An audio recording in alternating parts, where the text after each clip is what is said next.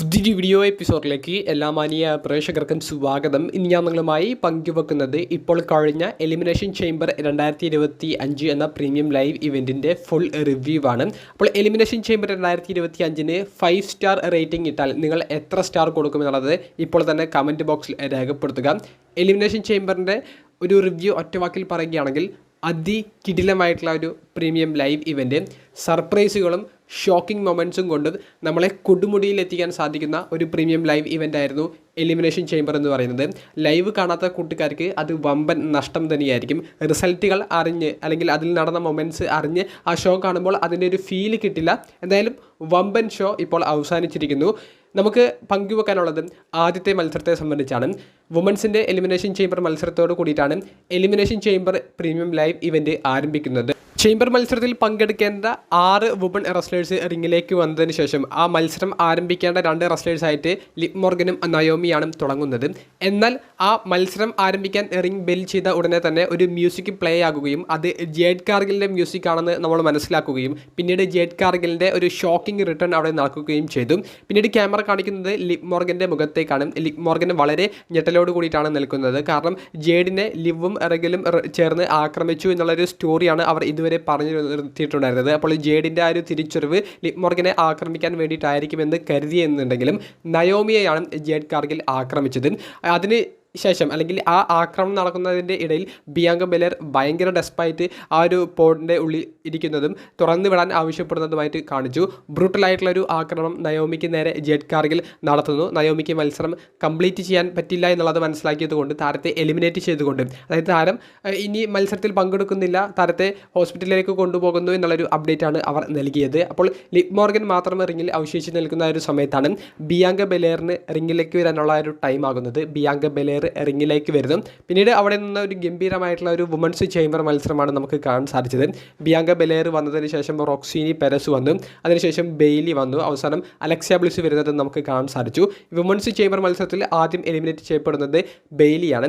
പിന്നീട് Roxanne പെരസും Alexa ബ്ലിസും അവസാനം Bianca ബെലേറും live മോർഗനുമാണ് അവശേഷിച്ചത്. Live മോർഗനെ eliminate ചെയ്തുകൊണ്ട് ബിയാങ്ക ബെലേർ വിജയിക്കുന്നതാണ് നമുക്ക് കാണാൻ സാധിച്ചത്. കൂടാതെ സെലിബ്രേറ്റ് ചെയ്യുന്നതിൻ്റെ ഇടയിൽ എൻട്രൻസ് സ്റ്റേജിൽ വെച്ചിട്ട് വുമൻസിൻ്റെ വേൾഡ് ചാമ്പ്യനായ റിയ റിപ്ലി വരികയും അങ്ങോട്ടേക്ക് ഇയോ സ്കൈ വരികയും അവർ 3 പേരും ഇങ്ങനെ ഫേസ് ടു ഫേസ് നോക്കി നിൽക്കുന്ന ആ ഒരു മൊമെൻറ്റ് കാണിച്ചുകൊണ്ട് വുമൻസിൻ്റെ ചേംബർ മത്സരവും അതിനുശേഷമുള്ള ഭാഗങ്ങളും അവസാനിക്കുന്നതായിട്ടാണ് കാണാൻ സാധിച്ചത്. വുമൻസിൻ്റെ ചേംബർ മത്സരം അതികിടിലമായിരുന്നു. നിങ്ങളുടെ അഭിപ്രായങ്ങൾ കമൻറ്റ് ബോക്സിൽ രേഖപ്പെടുത്തുക.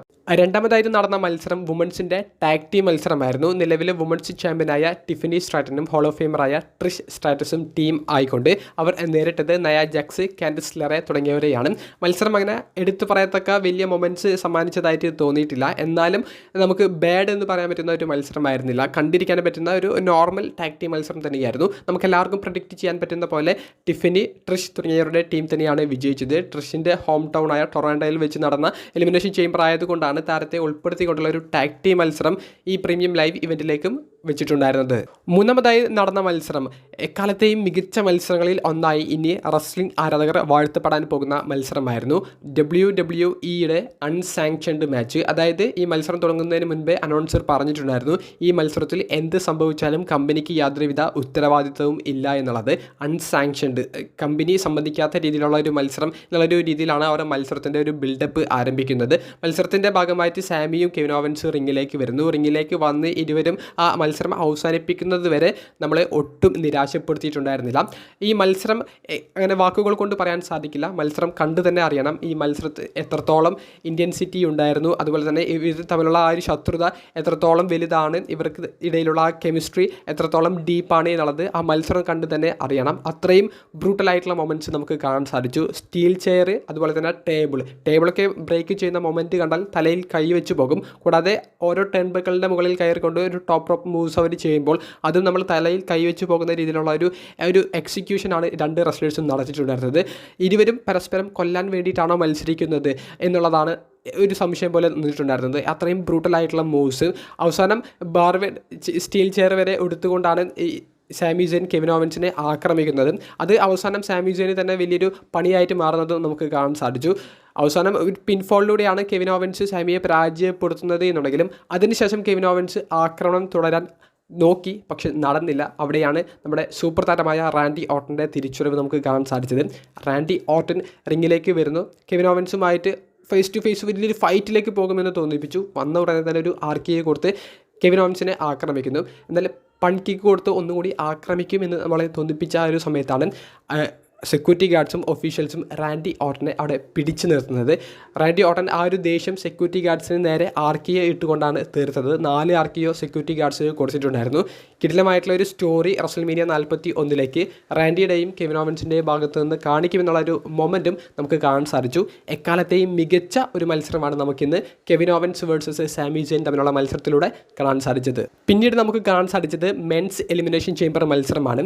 മെൻസ് എലിമിനേഷൻ ചേംബർ മത്സരം സ്റ്റോറി പ്രകാരം കുറേയധികം കാര്യങ്ങൾ പറഞ്ഞു പോകുന്നുണ്ടായിരുന്നു. അതായത് ഡ്രൂ മാക്കൻഡയർ, CM പങ്ക്, സെത്ത് റോളിൻസ് തുടങ്ങിയവരുടെ ഹിസ്റ്ററി. അത് തന്നെയാണ് മത്സരത്തിൻ്റെ തുടക്കത്തിലെ അവർ ചൂസ് ചെയ്ത ഒരു സ്റ്റോറി ലൈൻ ആംഗിൾ എന്ന് പറയുന്നത്. മത്സരം ആരംഭിക്കുന്നത് ഡ്രൂ മാക്കൻഡയർ, സെത്ത് തുടങ്ങിയവർക്കിടയിൽ ഒരു ഫൈറ്റോട് കൂടിയിട്ടാണ്. ബാക്കി 4 റെസ്ലേഴ്സും ആ ഒരു പോഡിൽ അവശേഷിക്കുന്നു. ഇവിടെ ഡ്രൂവും സെത്തും ഫൈറ്റ് ചെയ്ത് CM പങ്കിൻ്റെ പോഡിൻ്റെ അടുത്തേക്ക് എത്തുമ്പോൾ CM പങ്ക് ഡ്രൂ സെത്തിനെ ആക്രമിക്കുന്ന സമയത്ത് ഡ്രൂവിനെ സപ്പോർട്ട് ചെയ്യും. സെത്ത് ഡ്രൂവിനെ ആക്രമിക്കുന്ന സമയത്ത് സെത്തിനെ സപ്പോർട്ട് ചെയ്യും. അപ്പോൾ രണ്ടുപേരും പങ്കിനെ സംബന്ധിച്ച് ശത്രുത ഉള്ള റെസ്ലേഴ്സാണ്. അപ്പോൾ അതിൽ ആർക്ക് അടികിട്ടിയാലും പങ്കിന് സന്തോഷമേ ഉള്ളൂ. അങ്ങനെ ആ ഒരു ഫൈറ്റ് നടക്കുന്ന ആ ഒരു സമയത്താണ് ഡാമിൻ പ്രീസ്റ്റും കൂടി റിങ്ങിലേക്ക് വരുന്നത്. ഡാമിൻ പ്രീസ്റ്റ് വന്ന് അദ്ദേഹത്തിൻ്റെ കയ്യിലുള്ള കുറച്ചധികം മൂവ്സ് ചെയ്ത് ആ കളം പിടിക്കാനുള്ള ശ്രമങ്ങൾ നടത്തി. പക്ഷേ താരത്തിന് അത്ര വലിയൊരു കളം പിടിക്കാനൊന്നും പറ്റിയില്ല. പിന്നീട് ലോഗൻ പോൾ വരുന്നുണ്ട്, ജോൺസിന വരുന്നുണ്ട്.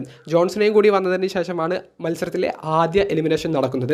ജോൺസിന വന്ന് അദ്ദേഹം കുറേയധികം ആറ്റിറ്റ്യൂഡ് അഡ്ജസ്റ്റ്മെൻ്റ് ഒക്കെ ചെയ്ത് റെസ്ലേഴ്സിനെ ഇടുന്നുണ്ട്. പക്ഷേ ജോൺസിനെ തിരിയുന്ന സമയത്ത് ക്ലൈമോർ കിക്ക് കൊടുത്തുകൊണ്ട് ഡ്രൂ മാക്കൻഡയർ ജോൺസിനെ അൺഎക്സ്പെക്റ്റഡ് ആയിട്ട് ആക്രമിക്കുന്നു.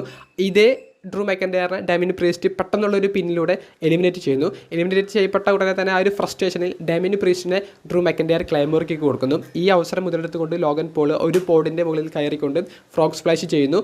ആ ഒരു മൊമെൻറ്റ് യൂസ് ചെയ്തുകൊണ്ട് ഡാമിൻ പ്രീസ്റ്റിനെ ലോഗൻ പോൾ പുറത്താക്കുന്നു. ഒരു 1-2 മിനിറ്റിനുള്ളിൽ ഡ്രൂവും ഡാമിൻ പ്രീസ്റ്റും എലിമിനേറ്റ് ചെയ്യപ്പെടുന്നതാണ് നമുക്ക് കാണാൻ സാധിച്ചത്. അവശേഷിച്ച 4 റെസ്ലേഴ്സിൻ്റെ ഭാഗത്ത് നിന്ന് കിടിലം മൊമെൻറ്റ്സ് കാണാൻ സാധിച്ചു, കിടിലം ഫൈറ്റ് കാണാൻ സാധിച്ചു. പിന്നീട് എലിമിനേറ്റ് ചെയ്യപ്പെടുന്നത് ലോഗൻ പോളാണ്.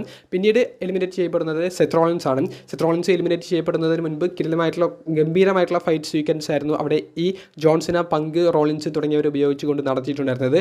കെർബ് സ്റ്റോമ്പും അതുപോലെ തന്നെ GTS, AA ആറ്റിറ്റ്യൂഡ് അഡ്ജസ്റ്റ്മെൻറ്റ് തുടങ്ങിയ മൂവ്സൊക്കെ അതികിടിലമായിട്ട് ഇവർ യൂസ് ചെയ്യുന്നതായിട്ട് നമുക്ക് കാണാൻ സാധിച്ചു. അവസാനം GTSും AA കൊടുത്തുകൊണ്ടാണ് സെത്ത് റോളിൻസിനെ മത്സരത്തിൽ നിന്ന് എലിമിനേറ്റ് ചെയ്യുന്നത്. അവസാനം അവശേഷിച്ചത് CM പങ്കും ജോൺസനെയും മാത്രമായിരുന്നു. അവസാനം ഒരു ഗംഭീര ഒരു ഫൈറ്റ്, ആ ഫൈറ്റിൻ്റെ അവസാനം ആര് വിജയിക്കുമെന്നുള്ള ആ ഒരു ഇൻറ്റൻസിറ്റി നിർത്തുന്ന ആ ഒരു സമയത്താണ് എലിമിനേറ്റ് ചെയ്യപ്പെട്ട സെത്ത് റോളിൻസ് ആ ചേംബറിൻ്റെ പുറത്തേക്ക് പോയിട്ടില്ല എന്നുള്ളത് മനസ്സിലാക്കുന്നത്. കിട്ടിയ അവസരത്തിൽ CM പങ്കിനെ സെത്ത് റോളിൻസ് ഒരു കെർബ് സ്റ്റോമ്പ് കൊടുത്ത് ആക്രമിക്കുന്നു. ഈ അവസരം മുതലെടുത്തുകൊണ്ട് CM പങ്കിന് നേരെ STF എന്ന് പറയുന്ന സബ്മിഷൻ ജോൺസിനെ യൂസ് ചെയ്യുന്നു. CM പങ്കിൻ്റെ ബോധം പോകുന്നു. റഫറി മത്സരം അവസാനിപ്പിക്കുന്നു. എലിമിനേഷൻ ചേംബറിൽ വിജയിച്ചുകൊണ്ട് കോഡി റോഡ്സിൻ്റെ അൺഡിസ്പ്യൂട്ടഡ് ടൈറ്റിലിനെ ചലഞ്ച് ചെയ്യാൻ പോകുന്നത് റസൽമേനിയ 41 നമ്പർ 1 കണ്ടൻഡർ അത് ജോൺസിനായിരിക്കും എന്നുള്ള ആ ഒരു ഷോക്കിംഗ് റിസൾട്ട് നമുക്ക് കാണാൻ സാധിക്കുന്നു. അങ്ങനെ ജോൺസിനയുടെ സെലിബ്രേഷൻ കൂടുതൽ സമയമൊന്നും പോയില്ല. അപ്പോഴേക്കും കോഡി റോഡ്സിൻ്റെ ആ ഒരു മ്യൂസിക് പ്ലേ ആകുന്നു. കോഡി റിങ്ങിലേക്ക് വരുന്നു. കോഡിയും സീനയും റിങ്ങിൽ അവശേഷിക്കുന്ന ഒരു സമയത്ത് കാര്യങ്ങൾ വളരെ വ്യക്തമാണ്. ഇനി വരാൻ പോകുന്നത് റോക്കാണ് എന്നുള്ളത്. റോക്ക് ഒറ്റയ്ക്കല്ല വന്നത്, അമേരിക്കൻ റാപ്പറായ ട്രാവിസ് സ്കോട്ടും റോക്കിൻ്റെ കൂടെ ഉണ്ടായിരുന്നു. ഇവർ രണ്ടുപേരും റിങ്ങിലേക്ക് കയറുന്നു. റോക്ക് കോഡിയോട് ആവശ്യപ്പെടുന്നു, എന്താണ് നിൻ്റെ തീരുമാനം? നിൻ്റെ തീരുമാനം നല്ലതാണെങ്കിൽ, അത് പോസിറ്റീവ് ആണെങ്കിൽ നിനക്ക് വലിയ ഒരു സൗഭാഗ്യങ്ങളാണ് തേടി വരാൻ പോകുന്നത്. നെഗറ്റീവ് ആണെങ്കിൽ നിൻ്റെ സ്വപ്നങ്ങളെല്ലാം ഇവിടെ അവശേഷിക്കുമെന്നുള്ളത്. അപ്പോൾ ഈ ഒരു ചോദ്യത്തിനുള്ള മറുപടിയായിട്ട് കോഡി പറയുന്നത്, ഞാൻ ഓൾറെഡി എൻ്റെ ഈ ഒരു സോൾ ഈ ആരാധകർക്ക് വേണ്ടിയിട്ടും ഈ റിങ്ങിന് വേണ്ടിയിട്ടും ഞാൻ കൊടുത്തു കഴിഞ്ഞു. അതിനുശേഷം കോഡി പറഞ്ഞൊരു വാചകമുണ്ട്, അത് നമുക്ക് ഈ വീഡിയോയിൽ പറയാൻ സാധിക്കില്ല. പക്ഷേ റോക്കിൻ്റെ മുഖത്ത് നോക്കി അത്രയും ഒരു വാചകം ലൈവായിട്ട് ഇത്രയും കാണികളുടെ മുന്നിൽ വെച്ച് കോഡി പറയണമെന്നുണ്ടെങ്കിൽ സ്റ്റോറിക്ക് അത്രയും വലിയ ഇമ്പോർട്ടൻസ് ആ ഒരു നിമിഷത്തിൽ അവർ കൊടുക്കുന്നു എന്നുള്ളത് തന്നെ നമുക്ക് മനസ്സിലാക്കാൻ സാധിക്കുന്നുണ്ട്. അവിടെ നിന്ന് കോഡി പറയുന്നുണ്ട് എന്തായാലും റോക്കിൻ്റെ കൂടെ ചേരാൻ പറ്റില്ല എന്നുള്ളത്. അങ്ങനെ ജോൺസിനെ വലിയ ത്രില്ലടിച്ചുകൊണ്ട് കോഡി പറയുന്ന വാചകങ്ങളെ സപ്പോർട്ട് ചെയ്ത് അവസാനം ജോൺസിനെയും കോഡി റോഡ്സും ഹഗ് ചെയ്യുന്നുണ്ട്. നമ്മൾ തമ്മിലാണ് റസൽമേനിയ 41 കളിക്കാൻ പോകുന്നത് എന്നുള്ളത്. അവിടെ റോക്ക് ജോൺസിനോട് കാണിക്കുന്ന ഒരു സിമ്പിളുണ്ട്, തീർത്തേക്ക് എന്നുള്ളത്. ജോൺസിന കേട്ട പാതി കേൾക്കാത്ത പാതി ലോ ബ്ലോ കൊടുത്തുകൊണ്ട് കോഡിയെ ആക്രമിക്കുന്നു. പിന്നീട് വില്ലനായിട്ടുള്ള ചതിനായിട്ടുള്ള സീനയുടെ മൊമെൻറ്റ്സ് ആണ് കാണാൻ സാധിച്ചത്. ജോൺസിന അദ്ദേഹം ആ റോളക്സ് വാച്ച് കൊണ്ടും ടൈറ്റിൽ കൊണ്ടും കോഡി റോഡ്സിനെ ആക്രമിക്കുന്നു. കോഡി റോഡ്സിൻ്റെ ആ നെറ്റി പൊട്ടി ചോര വരുന്നത് നമുക്ക് കാണാൻ സാധിക്കുന്നുണ്ട്. സീന മാത്രമല്ല, ട്രാവിസ് സ്കോട്ട് എന്ന് പറയുന്ന റാപ്പറും കോഡി റോഡ്സിനെ ആക്രമിക്കുന്നു. അവസാനം ആ ഒരു ബെൽറ്റ് ഊരിക്കൊണ്ട്, കോഡീസ് സോൾ എന്ന് പറയുന്ന ബെൽറ്റ് ഊരിക്കൊണ്ട് റോക്കും കോഡി റോഡ്സിനെ ആക്രമിക്കുന്നു. വില്ലൻ സീന അല്ലെങ്കിൽ കോർപ്പറേറ്റ് സീന, ചതിയൻ സീന റോക്കിൻ്റെ കൂടെ ചേർന്നുകൊണ്ട് റോക്കിന് വേണ്ടിയിട്ട് വർക്ക് ചെയ്യുന്ന റെസ്ലറായിട്ട് മാറുന്ന മൊമെൻറ്റും കാണിച്ചുകൊണ്ടാണ് elimination chamber premium live event അവസാനിക്കുന്നത്. കൂടുതൽ അപ്ഡേറ്റ്സ് ഇനി വരുന്ന വീഡിയോസിലൂടെ പങ്കുവെക്കാം. Elimination chamber premium live event ഒറ്റവാക്കിൽ പറഞ്ഞാൽ അതികിടിലമായിട്ടുള്ള ഒരു പ്രീമിയം ലൈവ് ഇവൻ്റ് ആയിരുന്നു. നിങ്ങളുടെ പ്രതികരണങ്ങൾ കമൻറ്റ് ബോക്സിൽ രേഖപ്പെടുത്തുക. അപ്പോൾ അടുത്തൊരു വീഡിയോയുമായി കാണുന്നത് വരെ ബൈ.